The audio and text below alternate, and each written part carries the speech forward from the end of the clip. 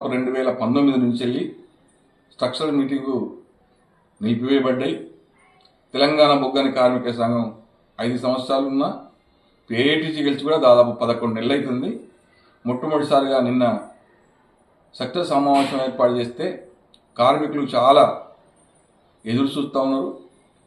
ఎన్నికలలో AITC INTUC ఏవైతే వాగ్దానాలు చేసినాయో ఆ వాగ్దానాలను నెరవేర్చాలని చెప్పి ఆశతో చూసిన కార్మికులు నిరాశ ఎదురైంది.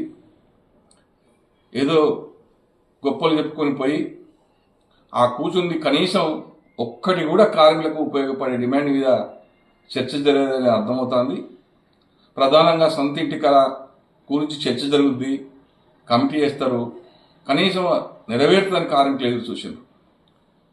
ఇంతవరకు దాని మీద చర్చ కాదు కదా. ఏఐటీసీ గెలిచిన తర్వాత ఒక్క సందర్భంలో కూడా అది ప్రభుత్వం దగ్గర కానీ యాజమాన్యం దగ్గర మాట్లాడిన సందర్భం లేదు.